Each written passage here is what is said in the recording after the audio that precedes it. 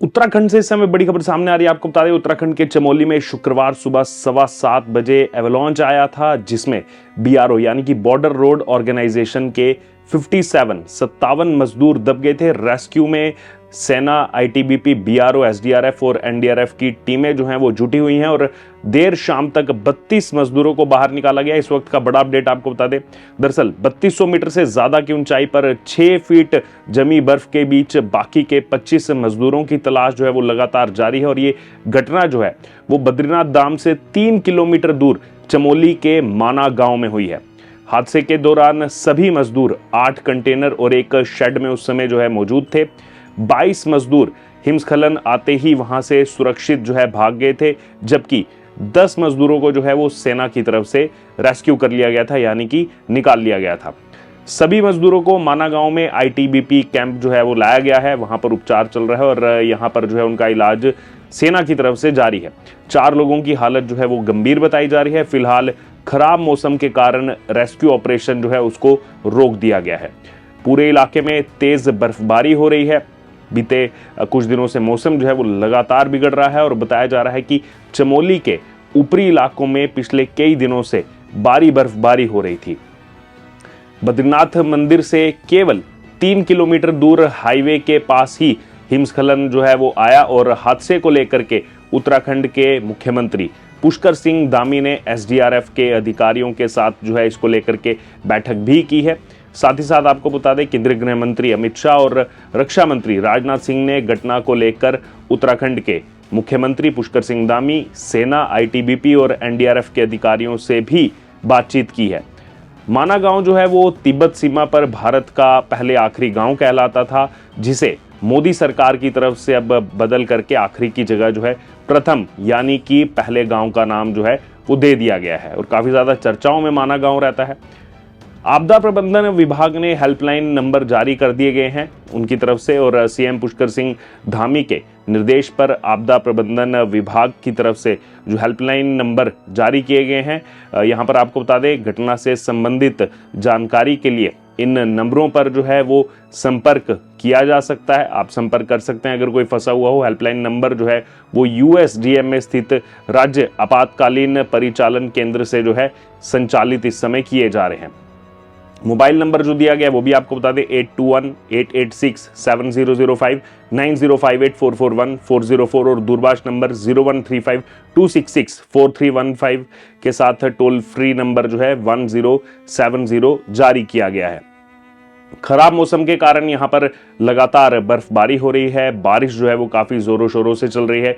देहरादून से भी control room बना करके संपर्क जो है वो साधा जा रहा है, लेकिन अभी अधिकारी जो हैं वो इस मामले को लेकर के बहुत कुछ कहने की स्थिति में नहीं है।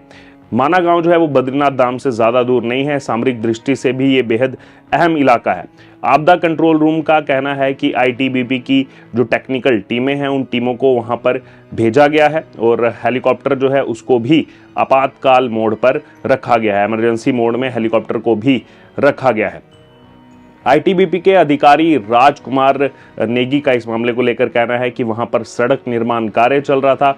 उसी समय बर्फ का बड़ा पहाड़ जो है वो टूटा और जोशीमठ से ये इलाका लगभग 45 किलोमीटर दूर है और वहां भी सेना का एक बड़ा शिविर है। ऐसे में सेना की जो इमरजेंसी टीमें हैं वो भी वहां पर भेजी गई हैं, जो है रेस्क्यू ऑपरेशन कर रही हैं। आईटीबीपी की रेस्क्यू टीम भी मौके पर पहुंच गई है और मौसम विभाग ने एक दिन पहले ही भारी बारिश और साथ ही साथ बर्फबारी का भी अलर्ट जो है वो चमोली जिले के लिए जारी किया था कि पूरे चमोली जिले में जो है भारी बारिश होगी। केदारनाथ, गंगोत्री, यमुनोत्री, हर्षिल घाटी, गंगोत्री धाम में भी भारी बर्फबारी जो है वो इस समय देखने को मिल रही है।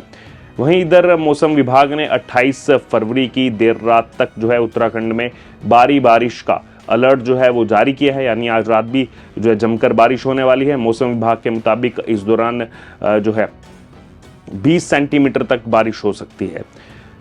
चमोली डीएम संदीप तिवारी ने जो है बताया कि घटनास्थल जो है उस पर लगातार बारिश और बर्फबारी हो रही है और इसलिए हम जो है वो हेलीकॉप्टर वहां पर नहीं भेज पा रहे हैं मौसम की स्थिति की वजह से।